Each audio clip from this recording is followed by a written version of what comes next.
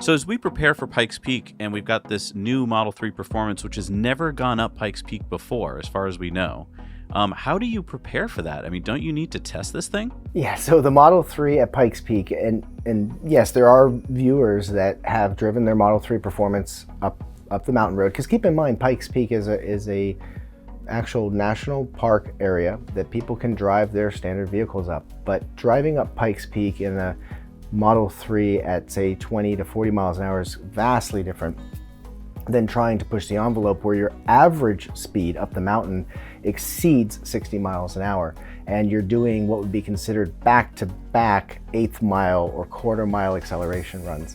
The ability to know what we're getting into before it, we have a few different options. So what we are planning on doing is taking the vehicle out to Sebring, Florida Racetrack, which is the Sebring Raceway, and that being about 3.5 miles in its complete distance is a very bumpy, especially as we get towards summer, a very hot environment, as well as one that has a lot of long straightaways with also a few turns that are very slow, so you have an opportunity to really accelerate for a long period of time. So we're going to be using Sebring as a testing opportunity, and we'll be using that as a baseline, and we'll be visiting it just about every 3 weeks to be able to gather data and make continuous improvement. And then when we get out to Pikes Peak, if we have the budget for it, which is something that we are trying to pull together, is that there are opportunities prior to the race to go and practice. But keep in mind, there still is never a practice that is the full run. So you have